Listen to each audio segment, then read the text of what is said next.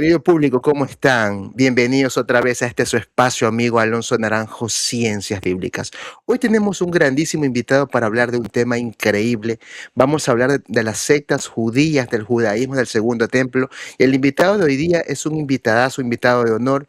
Él va, bueno, a ponernos en contexto de estas sectas. Hablaremos otros tópicos también. Así que quédense en este su espacio, amigo. Les doy un cálido recibimiento y gracias por estar aquí. Bienvenidos.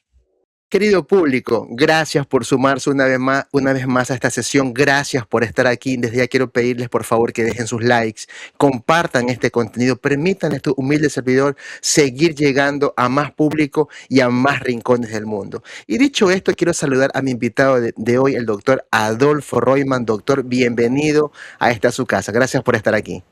Un gusto, Alonso, por invitarme a participar en tu canal. Qué bueno, doctor. Gracias por estar aquí. ¿Cómo se encuentra, doctor? Antes de poder conversar, ¿cómo está? ¿Cómo se encuentra?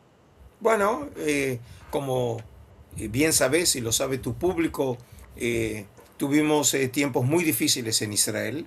Ujú. Eh, Ahora estamos, digamos, en un tipo de impas con esto del alto el fuego, eh, esperando ahora si realmente se define la situación con un eh, acuerdo eh, entre Irán y los Estados Unidos, por lo menos para fijar el cese de fuego por 60 días y entonces fijar y comenzar a hablar sobre un acuerdo definitivo. En lo personal, bien, con mucho trabajo y precisamente tratando de pensar que salimos, digamos, ahora adelante de esta situación tan difícil. Wow, doctor, sí, por ahí también estoy enterado de la situación que han estado viviendo. Es complicadísimo estos temas de las guerras, en serio. Y bien, doctor, bueno, también estamos en ambiente futbolero, así que sé que también usted es muy fanático al fútbol, por ahí me he enterado también de aquello. Sí, eh, digamos, en Como eso todo buen argentino, ¿no? no soy muy original, ¿no? Como argentino. Y ayer, como me imagino buena parte de la humanidad, estuvimos todos viendo el, el partido inaugural de la Copa del Mundo y ahora cada uno esperando a que su país haga una buena campaña. Y bueno, en este caso me obligará a levantarme temprano para poder ver los partidos de Argentina por la diferencia horaria con Israel, pero allá vamos. Por lo menos vamos a tener un mes y medio de escapismo para disfrutar realmente del fútbol. Excelente, excelente, excelente, doctor. Y bien, doctor, el tema que hoy nos compete es un tema muy interesante y bueno, quiero comenzar con esta entrevista también por temas de tiempo. Así que, doctor, me gustaría hablar sobre el tema de la diversidad y la categorización en este caso, dada la heterogeneidad del judaísmo del Segundo Templo.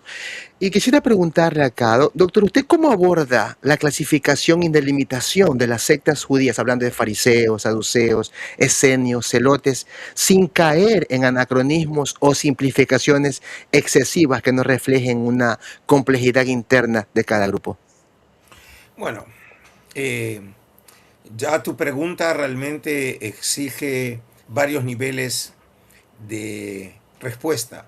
Por lo pronto creo que es importante aclararle al público que el fenómeno sectario es un fenómeno novedoso en la historia del pueblo de Israel, porque en la época bíblica, esa época que nosotros la ubicamos entre los comienzos de Israel, allá por el siglo XII antes de nuestra era, hasta la destrucción del primer templo de Jerusalén en el siglo VI antes de nuestra era, por supuesto que existen grupos en el Israel antiguo, como es por ejemplo los profetas, los sacerdotes, los allegados al rey, eh, pero no hay sectas. Este fenómeno, es decir, el fenómeno de que haya un grupo o grupos que obviamente por su naturaleza son grupos pequeños, que están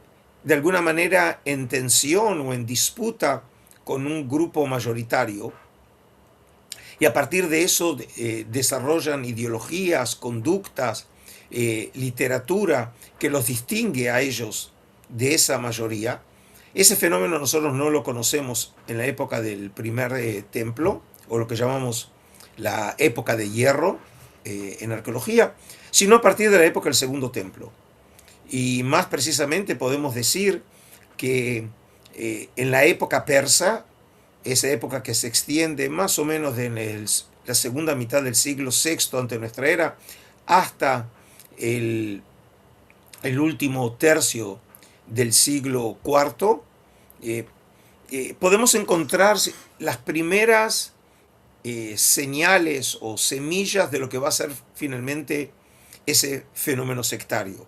Y el fenómeno de las sectas, es decir, precisamente de estos grupos, cada uno con una identidad muy particular, que están en disputa por el poder, en algunos casos político y luego también religioso, lo empezamos a ver a mediados del siglo II antes de nuestra era. Es decir, probablemente tenga que ver también con otro fenómeno que acompañó el judaísmo en esos años, que es la aparición de los macabeos, primero con su revuelta, y luego a mediados del siglo II antes de nuestra era, el establecimiento del gobierno independiente de lo que va a ser la dinastía de los Hasmoneos, desde mediados del siglo II hasta mediados del siglo I antes de nuestra era, con la llegada de los romanos a la tierra de Israel, con Pompeyo el Grande. Y no debe ser casualidad que precisamente es en esta época que realmente es un punto de inflexión en el antiguo Israel, porque por primera vez desde la época del primer templo que Israel puede llevar una vida como entidad política independiente. Hasta ese momento siempre Israel había sido controlado o dominado por imperios, sean los persas, sean los griegos de la casa de los Ptolomeos en Egipto, la casa de los Seleucidas en Siria, pero a partir de mediados del siglo II, la tierra de Israel ahora está controlada por un reino, que es el reino hasmoneo, y probablemente esta nueva situación política derivó también en conflictos entre grupos de élite, y en este caso son los grupos que vos mencionaste, los típicos grupos que generalmente la gente conoce, como son los fariseos, los saduceos, los esenios, los samaritanos, los piadosos, los hasidim. Los conocemos a partir de las fuentes que nos llegaron. Con mucha probabilidad existieron otros grupos que no siempre nosotros los podemos distinguir en las fuentes, pero en el caso de las tres grandes sectas, fariseos, saduceos y esenios, obviamente nos sirve de ayuda el gran historiador judío de finales del siglo I de nuestra era, Flavio Josefo, y él es el que habla sobre estos grupos. Y después, por ejemplo, tenemos una fuente muy importante para el caso también, como es el Nuevo Testamento, que habla de los fariseos y los saduceos, pero en ningún caso, por lo menos bajo ese nombre, menciona a los esenios. Y en este sentido, entonces, estas fuentes nos permiten poder entender estos grupos que podemos decir que en un comienzo, en realidad, más que grupos religiosos, en realidad eran tipos de partidos políticos. Gracias a Josefo nosotros sabemos la fuerte influencia que tuvieron los fariseos en un momento y luego también los saduceos en el gobierno de los macabeos, y luego realmente con el pasar del tiempo y fundamentalmente bajo la época de Herodes el Grande, el gran rey de Judea, en realidad rey cliente, nombrado por los romanos, que reinó entre los años 37 al año 4 antes de nuestra era, podemos decir que en esa época estos antiguos partidos políticos en realidad se transformaron ahora fundamentalmente en grupos religiosos, y esto es porque durante el gobierno de un rey de las características de Herodes, realmente era imposible que estos grupos pudieran tener injerencia o algún tipo de influencia en la vida política de la nación, y por eso en realidad se convirtieron más bien en partidos religiosos, a excepción en realidad del caso de los esenios, que me imagino que luego hablaremos un poco sobre ellos, porque los esenios realmente desde un comienzo nunca tuvieron una injerencia política, sino realmente las características de este grupo fueron realmente de características religiosas. Y en este contexto, por ahí para ir terminando esta primera aproximación al tema, podría decir que también hay que colocar, por ahí no como sectas, pero sí como grupos activos en la época romana, por ejemplo el movimiento de Juan el Bautista, el movimiento de Jesús de Nazaret, y obviamente un grupo que conocemos mucho gracias a la arqueología, que es la comunidad del Mar Muerto, que están detrás de los famosísimos rollos de Qumrán.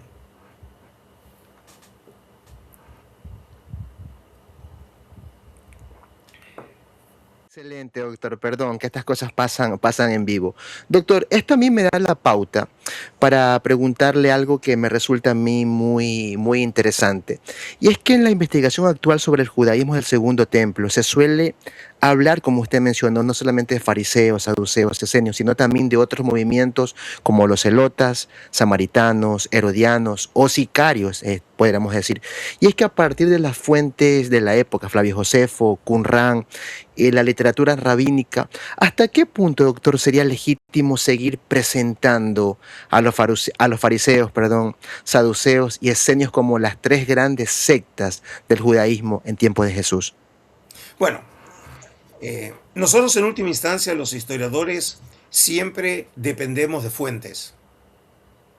Y a partir de esas fuentes nosotros nos hacemos o nos formamos una idea de la realidad. Hay que tener en cuenta desde el punto de vista metodológico, cuando usamos por ejemplo una fuente como Flavio Josefo, Josefo vive, como dije, en la segunda mitad del siglo I de nuestra era. Y por lo tanto la pregunta es, cuando Josefo habla de estas sectas, en el caso, por ejemplo, de la época de los macabeos, ¿hasta dónde realmente Josefo refleja una realidad histórica? O en realidad, a decir verdad, en algunos casos o la desvirtúa, o presenta una versión sesgada de la historia en función de su ideología. Eh, eh, la única manera que nos queda a nosotros en este caso, para poder emitir un juicio más objetivo, es poder controlar esa información con otras fuentes y ver de qué manera, cuando colocamos todo este material sobre la mesa, nos podemos hacer una idea más o menos coherente de la realidad de esos años. Por ejemplo, aquí viene al caso, Josefo, cuando habla de estos grupos de élite, porque obviamente estas sectas en última instancia reflejaban el pensar, el sentir, el accionar de grupos de la inteligencia, no del pueblo en general, sino estos grupos que cada uno a su manera interpretaba la ley, interpretaba la relación con Dios, interpretaba la normativa de la Torá. Él divide en tres, como dijimos, los fariseos, los saduceos y los esenios.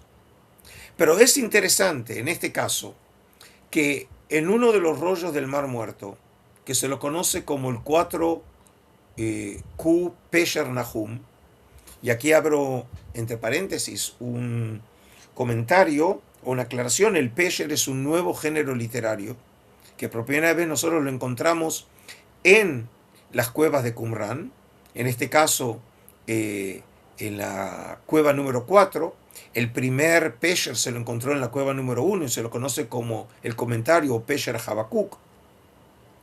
Es una literatura de carácter sectario, en otras palabras, son obras que fueron redactadas por miembros de este movimiento que está detrás de la comunidad del Mar Muerto.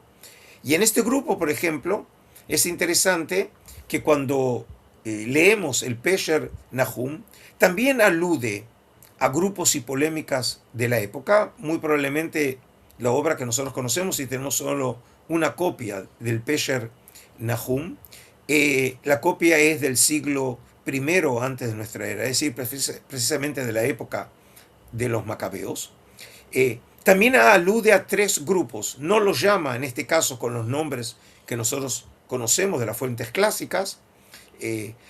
Hace referencia, por ejemplo, a Efraín, a Menashe y a Judá, es decir, a nombres de las tribus de Israel, pero los investigadores creen que detrás de esos nombres realmente se encuentran los equivalentes en Josefo. Por ejemplo, los esenios serían Yehudá, Efraín serían realmente los fariseos, Menashe serían los saduceos, pero de todas maneras, otra vez la división es una división tripartita, lo que muestra realmente que la manera de catalogar estos grupos en tres era una manera ya conocida en el judaísmo antiguo. Yo diría algo parecido como en las sociedades modernas, cuando queremos hablar de realidades políticas, decimos está la izquierda y está la derecha y está el centro, pero como bien sabemos en la realidad, cuando queremos realmente colocar a partidos políticos en una de esas clasificaciones, en realidad nos vamos a encontrar con problemas porque no hay partidos que puedan claramente ser colocados solo como de derecha o solo de izquierda, y por eso decimos a veces son de centro derecha o de centro izquierda, y muy probablemente también en la realidad del judaísmo antiguo también la realidad haya sido más compleja, como la presentan los textos. Probablemente estuvieran divididos, como dijimos, en muchos más grupos, pero de todas maneras podemos ver esa división en tres grupos centrales como una representación que los propios hombres de la época se hacían. Gracias, doctor, por su increíble respuesta. Acá justamente, para continuar con la temática, hay un tema que también quisiera poder abordar con usted, y es el tema de la influencia helenística romana. ¿Y en qué medida, doctor, la dominación helenística y posteriormente romana influyó en la formación, evolución y las particularidades teológicas y sociopolíticas de las distintas sectas judías durante el periodo del Segundo Templo?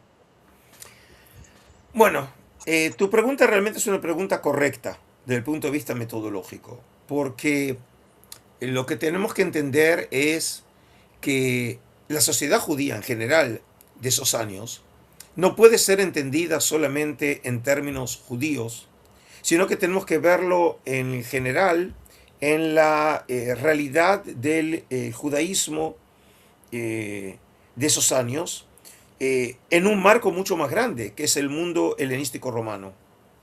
Y en el mundo grecorromano existían, por ejemplo, también grupos. Por ejemplo, estaban los grupos, lo que se llaman los grupos de misterios, eh, que eran también asociaciones, en este caso voluntarias, que los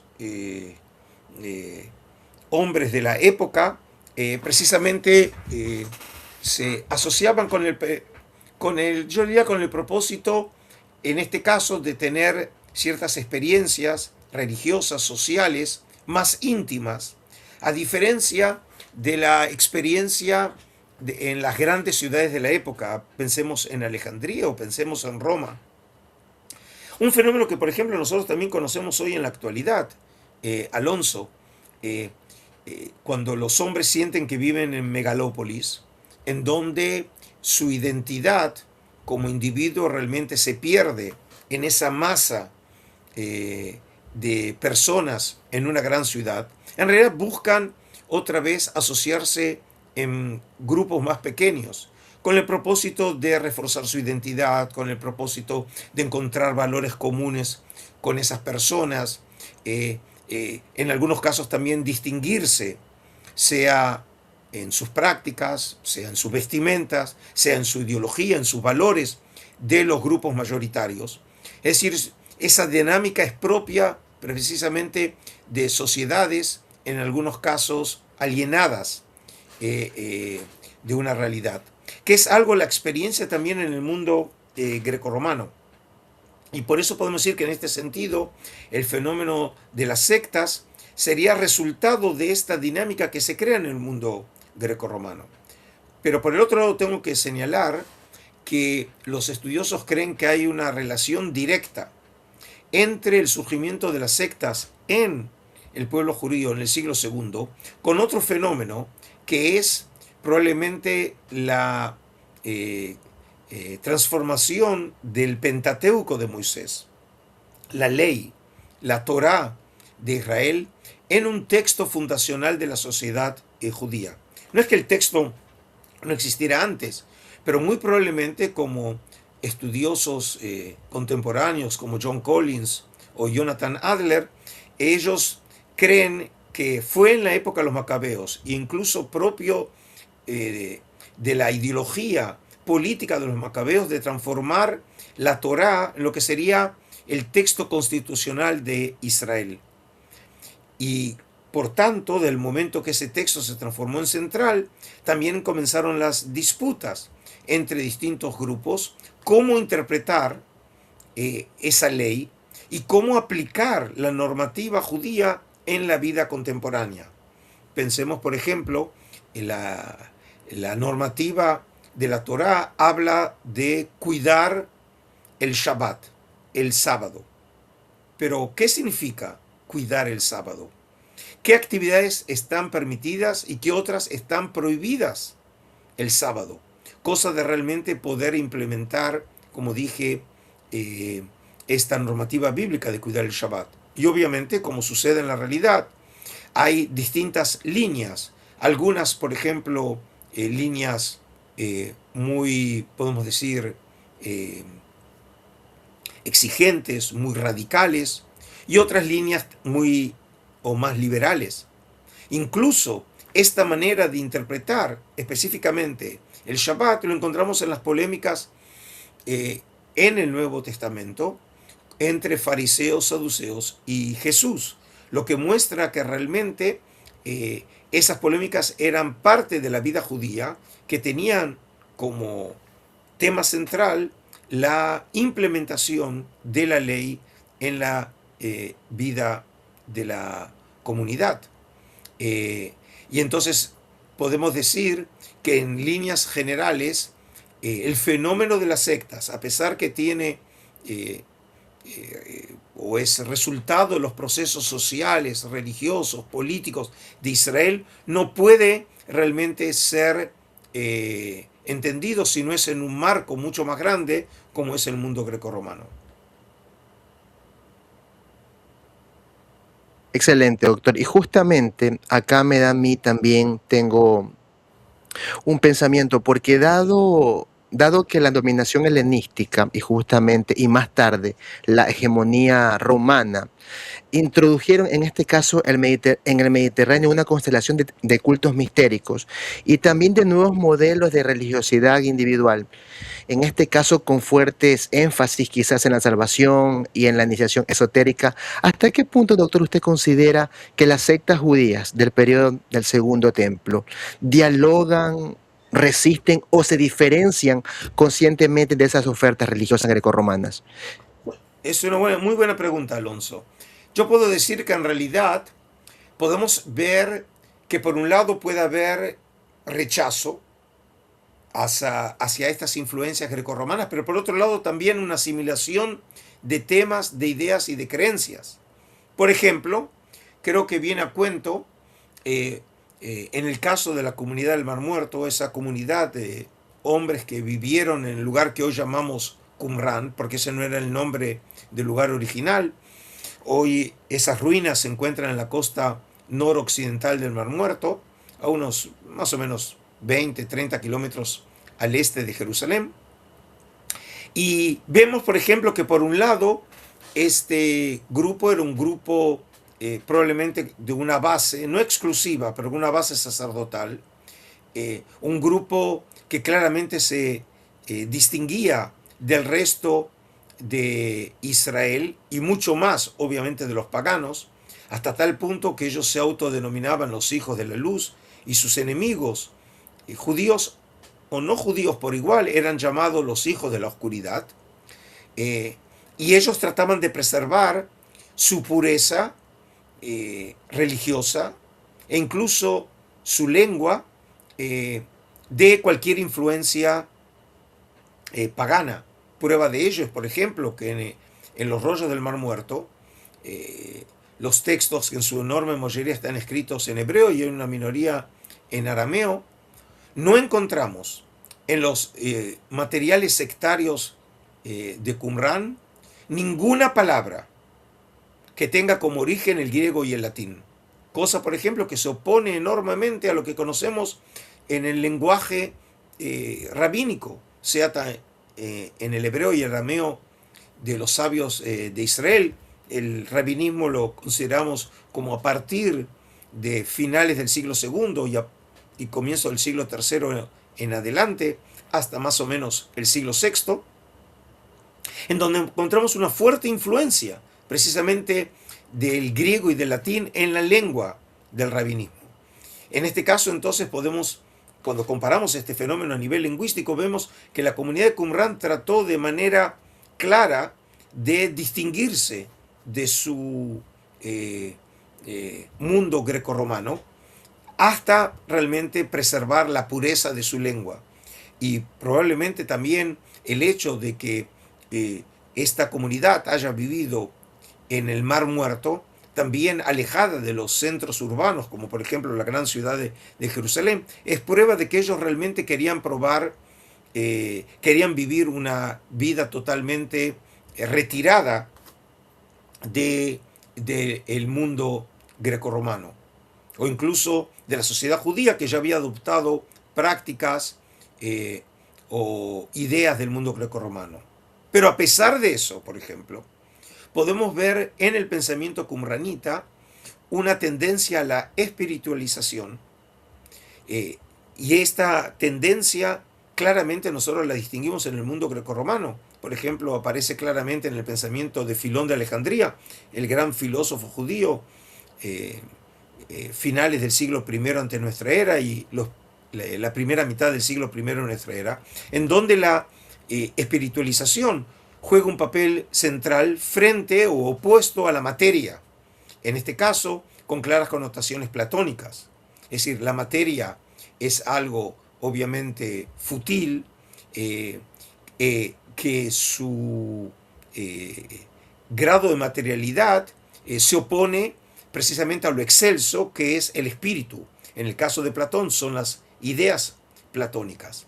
Esta misma tendencia a la espiritualización nosotros lo encontramos también en el pensamiento paulino y lo encontramos también en la comunidad del Mar Muerto. Pero en el caso de Pablo, por ejemplo, Pablo se crió en Asia Menor, según se conoce,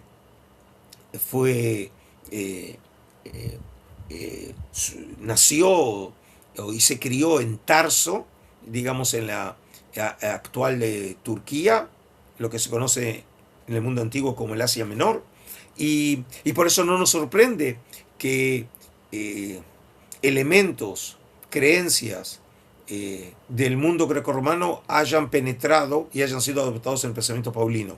Pero incluso también, como en la comunidad del Mar Muerto, aparece esta idea de espiritualización, y tal vez como un ejemplo excepcional en el caso es la idea del templo espiritual, es decir, la idea que por primera vez encontramos en las fuentes judías de la antigüedad, que una comunidad de hombres, en este caso la comunidad de estos hombres, que en los textos se llama el Adat HaYahad, la comunidad, es entendida realmente como un templo que se opone al templo físico de Jerusalén.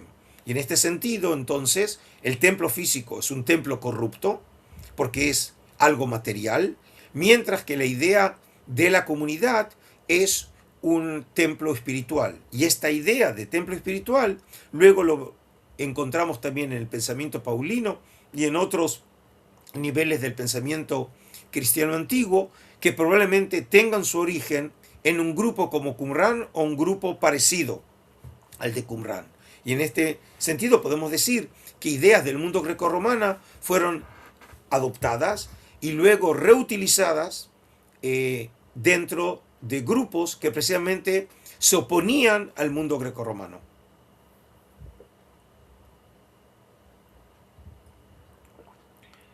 Excelente, doctor. Muchísimas gracias por su importante respuesta. Doctor, justamente hablando también de, bueno, yo tengo muchísimas preguntas y quisiera centrarme en cada vez que usted da una respuesta y enfocarme en esa respuesta, pero el tiempo apremia. Y acá quisiera conversar con usted sobre los manuscritos del Mar Muerto y las nuevas perspectivas. Y es que los manuscritos del Mar Muerto han revolucionado nuestra comprensión de ese judaísmo del Segundo Templo. ¿Cuáles considera usted, doctor, que son los hallazgos más significativos de Qumran, que han obligado en este caso a reevaluar las narrativas históricas preexistentes sobre las sectas judías? Como te puedes imaginar, es una pregunta que merece no solo un seminario, sino realmente eh, una contestación muy compleja, pero dado obviamente que estamos aquí en los marcos de esta entrevista, tengo que tratar de ser muy sintético. Yo diría que los aportes de Qumran son a varios niveles. Por un lado, algo que hay que entender, el gran problema que tenemos nosotros los historiadores es que en muchos casos nos han llegado textos del mundo antiguo, pero en realidad esos textos son textos descontextualizados. Es decir, en muchos casos nos llegaron obras no en su lengua original, sino en traducciones o en traducciones de traducciones. Cuando nosotros no sabemos cuándo esas obras fueron escritas, dónde fueron escritas, por quién fueron escritas, y todo lo que suponemos sobre los autores y sobre el mundo social, político, económico, religioso de esos hombres, es a partir de la obra que nos ha llegado, que como dije en muchos casos es no en su versión original, sino en traducciones o traducciones de traducciones, y en muchos casos también en testimonios físicos, en textos de datación muy tardía. Muchas veces esos manuscritos son cientos de años después de la composición de la obra original. En el caso de Qumran estamos frente a un paradigma totalmente novedoso, en el cual encontramos textos que fueron hallados entre 1947 y 1956 en 11 cuevas próximas al lugar que acabo de llamar, o como se lo conoce en la época moderna, Qumran. La enorme mayoría están escritos en hebreo y hay una minoría en arameo y una minoría muy pequeña en griego, entre el 1 y 3%.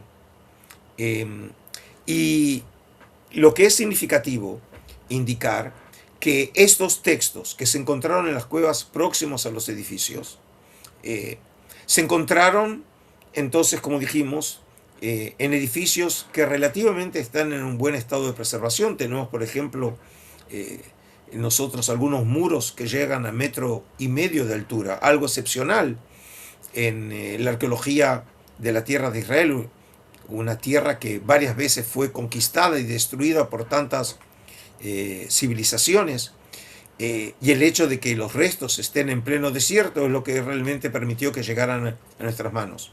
Además de eso, también encontramos tanto entre los restos de Qumran como en las cuevas próximas a Qumran artefactos de la vida cotidiana, e incluso también tenemos un enorme cementerio en Qumran, a 50 metros de Qumran, aproximadamente de unas 1.200 a 1.300 tumbas.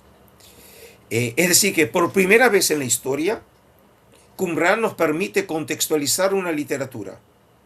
Esta literatura obviamente es una literatura muy compleja porque tenemos una variada gama de materiales y de géneros literarios en Qumran, desde las copias de la Biblia hebrea más antigua del mundo, hasta materiales que llamamos materiales parabíblicos, que de alguna manera comentan o parafrasean textos bíblicos, y tenemos también material, en este caso extra bíblico, muy variado. Material astronómico, tenemos material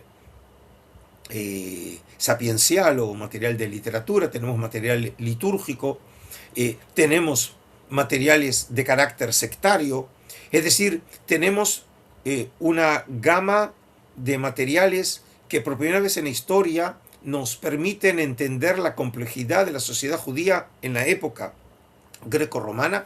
Los textos más antiguos datan algo así como mediados del siglo tercero antes de nuestra era hasta mediados del siglo primero de nuestra era. Es decir, aproximadamente tenemos unos 300 años de manuscritos.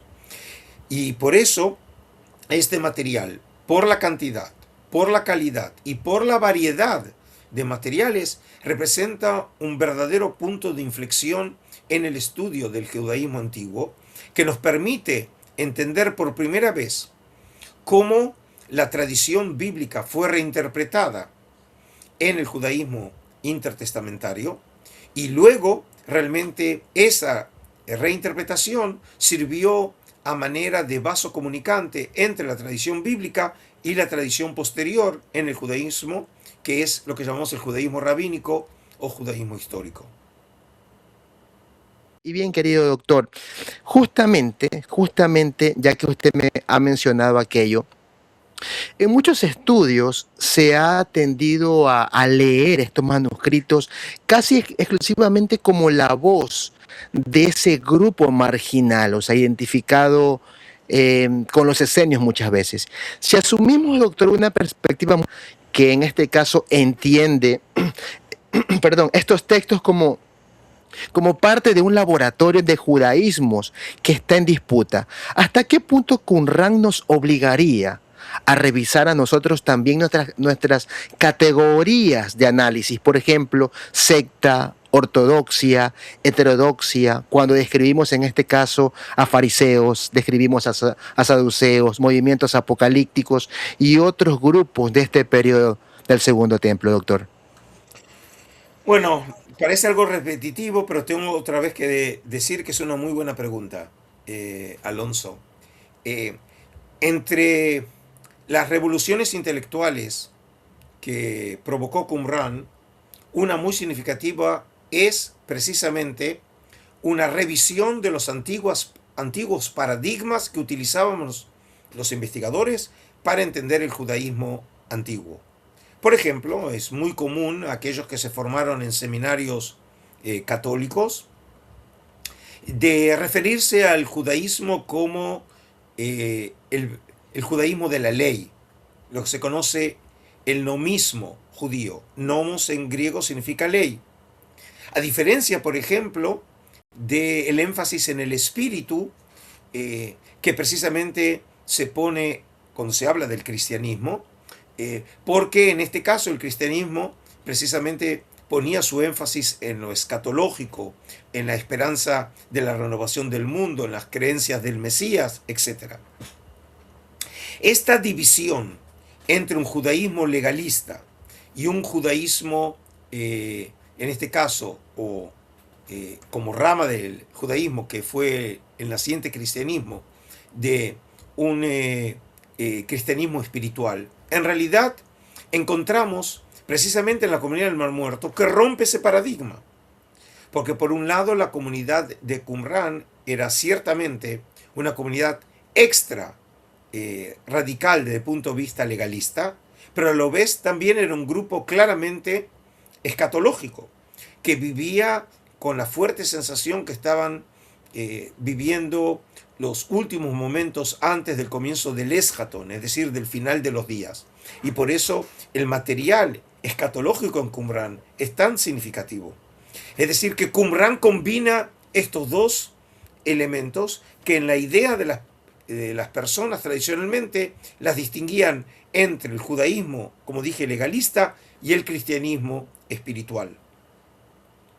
En este sentido, también hay que entender que categorías, por ejemplo, como ortodoxia, heterodoxia, en realidad son términos anacrónicos cuando hablamos del judaísmo de esos años. No hay un poder central que fijaba cuál grupo estaba dentro de la ortodoxia y cuáles fueran cuáles estaban fuera. Es decir, todavía no existía algo así como un cuerpo central que podía establecer las normas de quién estaba in y quién estaba out. Es cierto que había una institución central como era el Templo de Jerusalén, y en ese templo, cuya institución era regida por el sacerdocio, con la figura del sumo sacerdote, sin duda marcaba mucho de las pautas de la sociedad de esos años, pero no hasta el punto de establecer precisamente estas categorías de ortodoxia o heterodoxia. Podemos hablar, por ejemplo, de un mainstream, eso sí, podemos hablar de un cuerpo central, de una corriente central en el judaísmo de esos años, mientras que por el otro lado podemos apuntar a cuerpos periféricos, como por ejemplo podía ser la comunidad del Mar Muerto, que ellos estaban en polémica con ese centro. Y esto es importante porque también tenemos que entender que muchas veces cuando nosotros hablamos de los materiales bíblicos hallados en Qumrán, el mismo uso del término manuscritos bíblicos en Qumrán es un anacronismo. Y esto es porque no hay Biblia todavía en esos años. Es decir, si nosotros entendemos la Biblia como una colección definitiva de los textos que finalmente se transforman en canónicos, en sagrados para Israel, y que lo obligan a Israel como tales, todavía la Biblia hebrea no existe en esos años. La Biblia se habrá de conformar finalmente como esa colección definitiva de textos sagrados, algo así como entre el siglo I y el siglo III de nuestra era. En esa época existían libros sagrados, pero en realidad la pregunta era ¿para quién esos libros eran o no eran libros sagrados? Por ejemplo, entre los manuscritos de Qumrán encontramos varias copias de un libro que resulta ser que fue un libro muy importante en el judaísmo de esos años, que se llamó el Libro de los Jubileos. Una obra que probablemente fue compuesta en algún momento del siglo II, algunos creen incluso para finales del siglo III, pero la mayoría cree en algún momento del siglo II antes de nuestra era. Una obra que la conocíamos antes del descubrimiento de los rollos del Mar Muerto en etíope clásico, en Gez. Y por cierto, esta obra es un libro sagrado para la iglesia de Abisinia. Luego encontramos en nosotros restos de esta obra, a veces, por ejemplo, algunas citas o fragmentos, por ejemplo, entre los cronógrafos bizantinos, un tipo de historiadores de finales del primer milenio de nuestra era en Bizancio. E incluso, por ejemplo, tenemos una sección del libro Jubileos en latín. Pero hoy, gracias a los rollos del Mar Muerto, sabemos que la obra originalmente fue escrita en hebreo.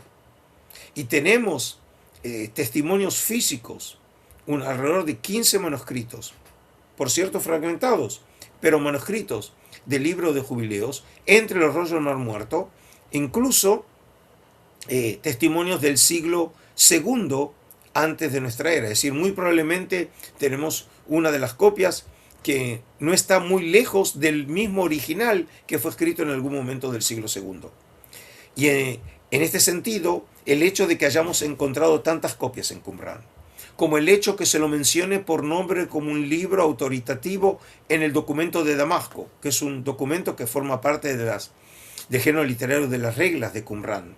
El hecho que encontremos en Qumrán obras que siguen el modelo de jubileos, por eso los estudiosos los llaman los pseudo jubileos, muestran que esta obra tenía autoridad en ciertos círculos del judaísmo de esa época, como lo prueba Qumrán, y probablemente el hecho de que tengamos tantas copias en Qumrán pruebe que la obra haya sido considerada una obra sagrada entre los qumranitas, no menos que el libro de Éxodo o el libro de Génesis en Qumrán. Y de aquí entonces valen estos ejemplos para mostrar que estamos frente a un hallazgo arqueológico que realmente obliga a repensar todos nuestros paradigmas en la manera de entender el judaísmo antiguo.